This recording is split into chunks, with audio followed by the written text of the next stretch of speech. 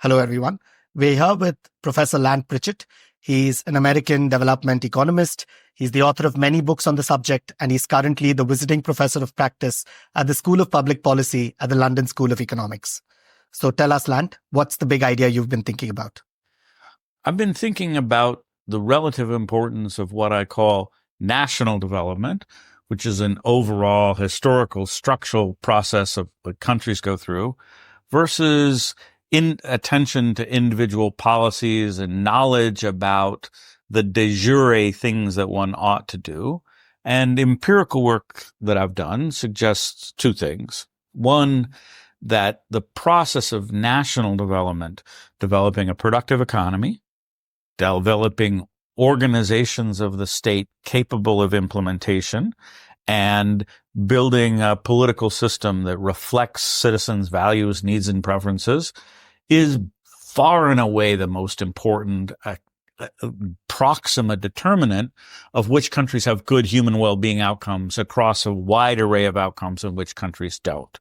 So the main thing is every country that achieves national development achieves high levels of human well-being. Every country that doesn't achieve national development, while they may sort of succeed in some sectors and some things, doesn't achieve high levels of human well-being. So national development, as measured by this fourfold transformation, of which I mentioned only three, but this fourfold transformation of national development is empirically necessary and empirically sufficient to achieve high human well-being. And I think, therefore, understanding the dynamics of that, and in particular the dynamics of how do we get to public sector organizations of administration, regulatory enforcement, delivery of services that actually have the capability to do what we want them to do. And this lack of prioritization, so to speak, that development economists should instead focus on national development and strengthening state capacity, as opposed to just focusing on policies. What are the problems with this approach? Like, what happens if you don't follow the approach that you're talking about? There's two problems, one more severe than the other. One problem is that a lot of sort of intellectual effort just gets wasted. A lot of the research is about a fiction. It's about what would we do if we had the capability to do anything. And so of the space of all possible policies, which would be the best policy? But that's not the binding constraint to superior performance. The binding constraint to superior performance is often that the organizations can't even implement with reliability and fidelity the policies they have. So naming that some policy that Finland does, or some policy that the United States does, or some policy that Germany does, and attempting to bring that in to the Indian or other developing country context on the assumption that there's slack capability to be had to implement this, it's just a waste of time to research things that, it's a waste of time to research things that you can't reliably implement in the context that you have. So it's a waste of time. It can actually be worse than that, because oftentimes there's this illusion that good practices that actually achieve effective outcomes are driven by de jure policy. And hence, if the dynamics is de jure policy, adopting a legislation, adopting a new program, if the imagination is that adoption in and of itself leads to a dynamic of higher capability, that can often create people enacting legislation and enacting policies far beyond what the government agencies can do. That can actually be corrosive and lead to deterioration in capability, because you essentially, it's what we call in our book premature load bearing. You've built a paper mache bridge that looks like a real bridge, and then you drive a truck across it, it collapses. So there could be a negative dynamic of pushing your ambitious policies well beyond the existing capability of the organizations without a realistic plan. So part of our research suggests that good practices are the foundation of good policies, not vice versa. So oftentimes the field is driven by advocates that say, let's adopt this environmental regulation. Well, you can adopt easily in some sense. But if you can't implement, does that adopting a policy far beyond your capability lead to a positive or negative dynamic in actual outcomes of regulation? And it can lead to a negative deterioration of the capability of the organization. To take the analogy forward of the paper mache bridge, it's almost as if you're suggesting it's not good enough to have structural engineers draw out a great blueprint. You actually need the steel making, the masonry, the engineering capability to actually set up a bridge. And perhaps before you get to load-bearing bridges of some kind, you need to walk the journey of incremental capability. Exactly. And we call this kind of overall strategic incrementalism, which is we want to have a strategic view for where we want the capability of education or the health sector or sanitation to be. And that's a strategic objective, but that's going to be achieved incrementally. Whereas oftentimes, again, we want a big stroke or we're going to adopt standards from some other country that just aren't feasible. So it's strategic incrementalism is let's walk the walk. And by walking the walk, we'll build the capability of the organization. So so right now we seem to have a sense of what's the long-term sort of end state of idealism if we were a developed economy. But you're saying this is not very useful because what you really need to know is where you are and where you need to go in the next 1 year, 3 years, 5 years, so you can actually align everybody towards this, as opposed to painting a dream future, but with no clear pathway to get there. Exactly. We sometimes use exactly this analogy of, look, a map that's going to be useful for guidance has to also tell you every useful map has a little sticker that says you are here. Oftentimes the developed map is built in this idealistic, a great articulation of where you want to be without a clear articulation of where you are. Without a clear articulation of where you are, a map isn't useful guidance to how to get there. So we want to start from where our kind of approach to building state capability and our, which is called problem-driven iterative adaptation, says, let's start from the capabilities you have. Let's start from the pressing issues that you need to solve, and let's build your capability for and by solving those problems.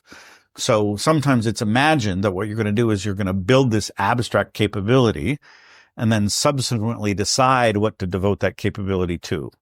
We argue that has been the dominant mode of thinking, as we're going to build a civil service organization according to rules and processes that are specified in advance, and then somehow decide that organization's going to do this. It's much more realistic as a description of the way effective organizations are built, that effective organizations are built bit by solving problems they face. And you're saying it's important to pick up current problems that they prioritize, because then you can align people on intent, as opposed to if you can't get your sanitation right in your cities, it's great to have digitization plans and smart cities, but it's a little difficult to convince your person on the ground that they should be focusing on data management when they're being yelled at for dirty streets. Exactly. I mean, there are lots of analogies where you pick some ancillary function that works inside a successful organization and assume if you add that, it's the magic ingredient. Digitalization is very popular now.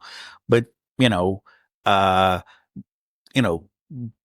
elements that successful organizations have evolve organically as a solution to a real problem, whereas adding elements to a dysfunctional or low functioning organization, again, may not correctly identify what's the constraint to superior performance. So what we need is more attention on, we call this building capability by delivering results. So rather than focus on, we're going to improve the data management capabilities of the firm, and then somehow through some quite unspecified process that leads to more cleaner streets, let's focus on what it takes to achieve cleaner streets.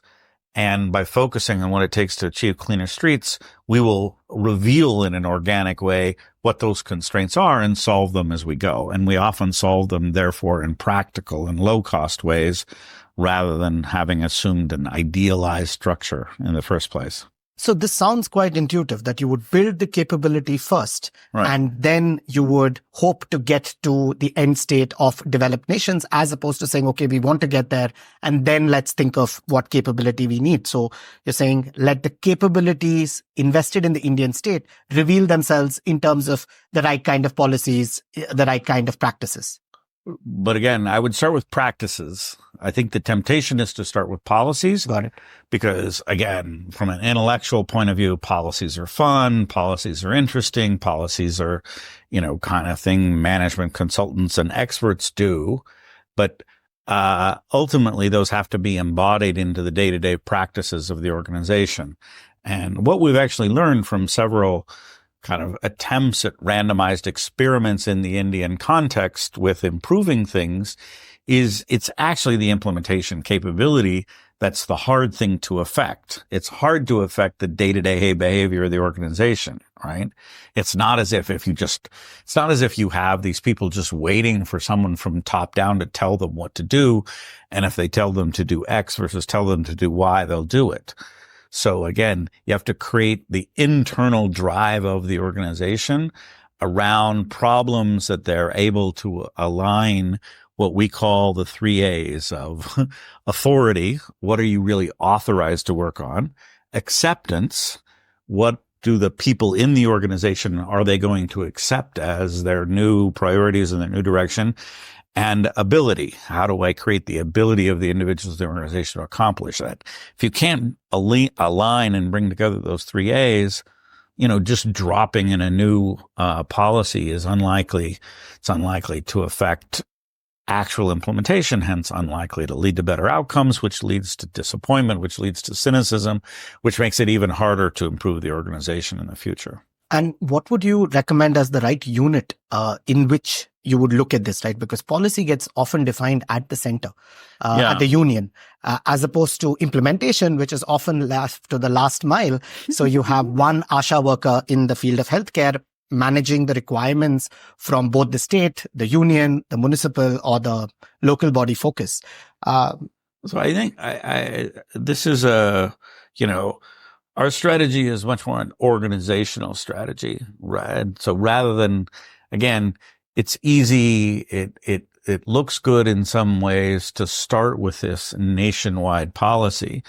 But if you start with a nationwide policy, first, there's massive differentiations within India in the capability of the states and the capability of the districts and the capability of the Panchayat Raj institutions.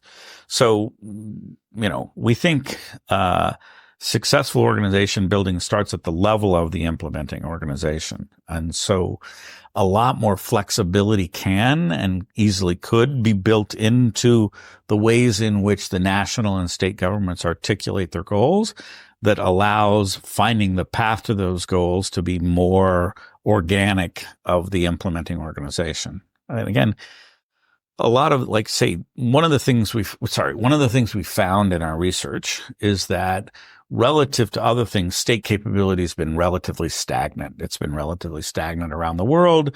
We see about as many countries with deteriorating capability of organizations as opposed to improving. And so, part of our motivation of this is it's not as if we've struck on some reliably successful policy for building effective public organizations. And so we should be thinking in new ways. And one of the things we should get out of, again, is the illusion that the policy can be the de jure policy adoption itself is the driver of improved practices. We very much want people to think, and this, if I had to say one big idea, it's practices create good policies rather than imagining policies in and of themselves can create the good practices. And so we should be much more focused on how can we work, from the implementation level to create the drive for and acceptance, the drive for and acceptance and the creation of workable practices. As we get to workable practices that improve outcomes, then we can think, how do we enshrine these as the norms and standards into legislation and policy? That's a very different It's almost a bottom-up approach. In the in the process of conducting those bottom-up experimentations of what works and what doesn't, you will get a more realistic picture of whether this policy or, whether other policies that exist in other contexts are indeed applicable to the context that exactly is more appropriate for India's development capability. Exactly. The constraints will get revealed in the drive of the process, right? As you take a journey, you can't completely anticipate what all the constraints will be. So again, the problem-driven iterative adaptation says, let's nominate a problem for which we can align efforts. Let's have a clear definition of that problem so we can know if we can make progress. And let's expect to iterate and adapt our way to workable, feasible practices that produce better outcomes. Then we can think of, the organization reform as expanding and sustaining those practices in well-articulated policies. It's just so much, like say, easier to think either individual capacities are the constraints, so we need more training, but, we can train till the day cows come home. But if that training isn't really the binding constraint, we're not going to get any better.